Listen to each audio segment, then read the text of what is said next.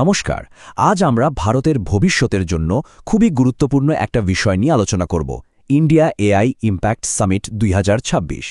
এই একটা সামিট কিভাবে আমাদের দেশের অর্থনীতি, চাকরির বাজার আর জাতীয় নিরাপত্তাকে পুরোপুরি বদলে দিতে পারে, চলুন গভীরে গিয়ে দেখি ব্যাপারটা কি। শুরুতেই একটা বেশ ভাবনার মতো কথা শোনাই। টেক বিলিয়নের বিনোদ খোসলা, যিনি সান মাইক্রোসিস্টেমসের সহপ্রতিষ্ঠাতা, তিনি কিন্তু একটা বড়সড় সতর্ক বার্তা দিয়েছেন। তার মতে আর্টিফিশিয়াল ইন্টেলিজেন্স বা এআই খুব তাড়াতাড়ি অনেক কাজে মানুষকেও ছাড়িয়ে যাবে। আর এর সরাসরি ধাক্কাটা লাগতে পারে ভারতের আইটি আর বিপিও সেক্টরে, যেখানে লক্ষ লক্ষ মানুষ কাজ করেন। মানে পরিষ্কার বোঝা যাচ্ছে একটা বিশাল পরিবর্তন কিন্তু আসছে। তো বিনোদ খোসলার এই কথাটা একদিকে যেমন চিন্তার, তেমনি কিন্তু অন্যদিকে একটা নতুন সম্ভাবনার দরজাও খুলে দিচ্ছে। তিনি বলছেন ভারতের উচিত পুরনো চাকরির মডেল থেকে বেরিয়ে আসা আর সারা বিশ্বে এআই ভিত্তিক প্রোডাক্ট আর সার্ভিস রপ্তানিতে নেতৃত্ব দেওয়া। তাহলে আসল প্রশ্নটা এখানেই, এআই কি ভারতের জন্য একটা সংকট, নাকি এই শতাব্দীর সবচেয়ে বড় সুযোগ? আজকের আলোচনায় আমরা এই উত্তরটাই খোঁজার চেষ্টা করব। তো আজকে আমরা মূলত ৫টা পয়েন্ট নিয়ে কথা বলবো।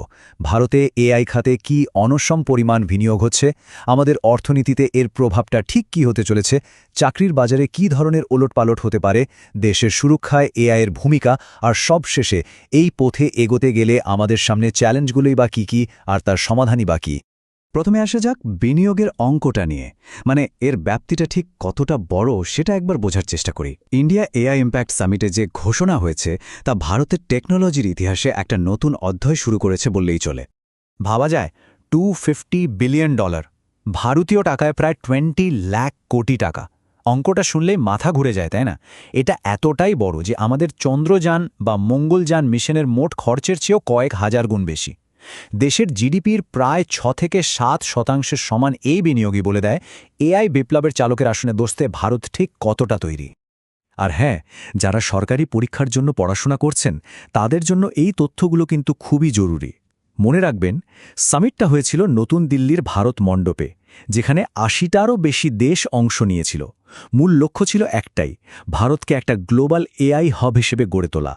আর এর আয়োজক ছিল ভারত সরকারের ইন্ডিয়া এআই মিশন। তো এত টাকা ঠিক কোথায় খরচ করা হবে? এর একটা বড় অংশ যাবে ডেটা সেন্টার তৈরি, শক্তিশালী জিপিইউ এর মতো এআই কম্পিউটিং পরিকাঠামো বানানো, নতুন এআই স্টার্টআপগুলোকে সাহায্য করা, আমাদের নিজেদের সেমিকন্ডাক্টর বা চিপ তৈরি করা, এবং অবশ্যই ভারতের নিজস্ব ভাষায় কাজ করতে পারে এমন লার্জ ল্যাঙ্গুয়েজ মডেল তৈরিতে। রিলায়েন্স, আদানি, গুগল, মাইক্রোসফটের মতো বড় বড় কোম্পানিগুলো ইতিমধ্যেই বিশাল বিনিয়োগের কথা জানিয়ে দিয়েছে। এত বড় বিনিয়োগের পর স্বাভাবিকভাবেই প্রশ্ন আসে, অর্থনীতিতে এর লাভটা কি হবে? বিশেষজ্ঞরা কিন্তু বলছেন এআই ভারতের অর্থনৈতিক গ্রোথের পুরো গল্পটাই নতুন করে লেখার ক্ষমতা রাখে। দেখুন, নীতি আয়োগের একটা রিপোর্ট কিন্তু দারুণ একটা ছবি তুলে ধরেছে। যদি আমরা এখনকার মতোই এগোই তাহলে ২০৩৫ সালের মধ্যে আমাদের জিডিপি হবে প্রায় $৬.৬ ট্রিলিয়ন। কিন্তু যদি এআই টেকনোলজিকে আমরা ঠিকমতো কাজে লাগাতে পারি তাহলে সেটা বেড়ে $৮.৩ ট্রিলিয়ন পৌঁছতে পারে। তার মানে এটা কি? তার মানে হলো শুধু এআইয়ের জন্য আমাদের অর্থনীতিতে প্রায় $১.৯ ট্রিলিয়ন অতিরিক্ত যোগ হতে পারে, যা আমাদের এখনকার অর্থনীতির অর্ধেকেরও বেশি। এখন প্রশ্ন হলো, এই গ্রোথটা আসবে কোন কোন সেক্টর থেকে? যেমন ধরুন ব্যাংকিং আর ফিনান্সিয়াল সার্ভিস। এখানে এআই জালিয়াতি রুখে আর ঝুঁকি কমিয়ে প্রায় $৫৫ বিলিয়ন যোগ করতে পারে। ম্যানুফ্যাকচারিং বা উৎপাদন শিল্পে অটোমেশনের মাধ্যমে প্রায় $১০০ বিলিয়ন অতিরিক্ত ভ্যালু তৈরি হতে পারে।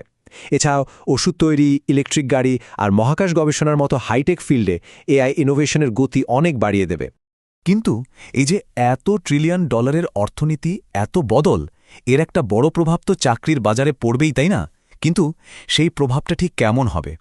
এআই কি চাকরি কেড়ে নেবে নাকি নতুন সুযোগ তৈরি করবে? চলুন এই জটিল বিষয়টা একটু বোঝার চেষ্টা করি। ভালো খবরটা হলো, বিশেষজ্ঞরা মনে করছেন যে এআই কিছু একঘেয়ে কাজ শেষ করে দিলেও তার থেকে অনেক বেশি নতুন আর ভালো মানের চাকরি তৈরি করবে। একটা অনুমান বলছে ২০৩৫ সালের মধ্যে ভারতে প্রায় ২০ মিলিয়ন, মানে ২ কোটি নতুন চাকরি তৈরি হতে পারে, যা সরাসরি এআই টেকনোলজির সঙ্গে যুক্ত থাকবে। ব্যাপারটা অনেকটা এরকম, কিছু পুরনো ধাঁচের কাজ যেমন বিপিও, ডেটা এন্ট্রি বা সাধারণ অফিসের কাজ, এগুলো অটোমেটেড হয়ে যাবে।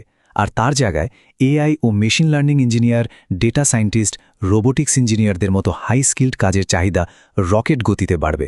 আসলে কাজের ধরনটাই বদলে যাচ্ছে, স্কিল বা দক্ষতার গুরুত্ব বাড়ছে। এই বিষয়ে মাইক্রোসফট ইন্ডিয়ার প্রেসিডেন্টের একটা কথা আছে যেটা শুনলে পুরো ব্যাপারটা পরিষ্কার হয়ে যাবে। তিনি বলেছেন, আপনি যদি আজ এআই না শেখেন তাহলে আপনি কিছুই শিখছেন না। কথাটা খুব সহজ, কিন্তু এর মানেটা অনেক গভীর। টিকে থাকতে হলে নতুন স্কিল শেখা আর এআইয়ের সাথে নিজেকে মানিয়ে নেওয়া ছাড়া আর কোনো উপায় নেই।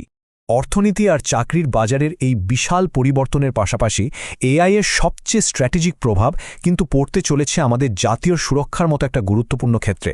আবারও বলে রাখি, যারা পরীক্ষার প্রস্তুতি নিচ্ছেন এই সেকশনটা মন দিয়ে শুনবেন। আমাদের চিফ অফ ডিফেন্স স্টাফের মতে এআই ডিফেন্স বা প্রতিরক্ষা ক্ষেত্রে একটা তৃতীয় বিপ্লব নিয়ে আসছে। প্রথমটা ছিল যান্ত্রিকীকরণ, মানে মেশিনের ব্যবহার, আর দ্বিতীয়টা ছিল পরমাণু অস্ত্রের আগমন। আর এখন এআই চালিত প্রযুক্তি যুদ্ধের নিয়মকানুনই বদলে দিচ্ছে। এটা যুদ্ধক্ষেত্রে আমাদের সেনাকে আরও দ্রুত আর সঠিক সিদ্ধান্ত নিতে সাহায্য করবে। আর ভাববেন না এগুলো সব ভবিষ্যতের গল্প।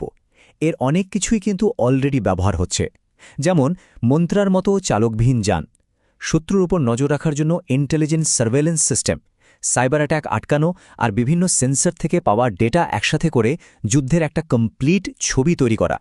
এক কথায় আমাদের প্রতিরক্ষা বাহিনীকে আরও শক্তিশালী করে তোলা হচ্ছে। এত সম্ভাবনা, এত শক্তি, কিন্তু পথটা কি আসলেই এত সোজা? না, একদমই না।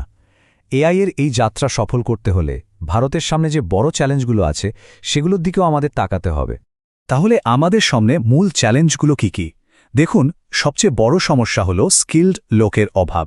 আমাদের কাছে যথেষ্ট এআই দক্ষ কর্মী নেই। দ্বিতীয়ত, আমরা এখনও চিপ আর জিপিইউ এর মতো জরুরি হার্ডওয়্যারের জন্য অন্য দেশের উপর নির্ভরশীল। এছাড়াও অটোমেশনের কারণে কিছু মানুষের চাকরি হারানোর ঝুঁকি আর ভালো কোয়ালিটির ডেটার অভাবও কিন্তু বড় বাধা। তাহলে এই চ্যালেঞ্জগুলো থেকে বেরোনোর উপায় কি? আমাদের সামনে 4টে প্রধান রাস্তা আছে। প্রথমত, এআই এর সামাজিক প্রভাব নিয়ে রিসার্চের জন্য একটা ফান্ড তৈরি করতে হবে। দ্বিতীয়ত, রিসার্চ অ্যান্ড ডেভেলপমেন্ট বা গবেষণায় খরচ বাড়াতে হবে। তৃতীয়ত, আমাদের শিক্ষা ব্যবস্থায় ইঞ্জিনিয়ারিংয়ের সাথে এথিক্স বা নীতিশাস্ত্রের মতো বিষয়গুলোকেও জুড়তে হবে। আর সবশেষে, আমাদের নিজস্ব মূল্যবোধের উপর ভিত্তি করে একটা made in India AI framework তৈরি করাটা খুব জরুরি। ইন্ডিয়া এআই ইম্প্যাক্ট সামিট 2026 নিঃসন্দেহে একটা ঐতিহাসিক ঘটনা। এটা ভারতকে একটা টেকনোলজিক্যাল সুপার পাওয়ার হওয়ার অসাধারণ সুযোগ এনে দিয়েছে। কিন্তু সবশেষে একটা বড় প্রশ্ন কিন্তু থেকেই যাচ্ছে, ভারত কিভাবে নিশ্চিত করবে যে এই বিপ্লবের সুবিধা শুধু কয়েকজনের হাতে আটকে না থেকে সমাজের একেবারে শেষ মানুষটার কাছেও পৌঁছায়? এই বিপ্লবকে শুধু দ্রুত নয়, ন্যায্য এবং সবার জন্য অন্তর্ভুক্তিমূলক করে তোলাই হবে আগামী দিনের সবচেয়ে বড় চ্যালেঞ্জ।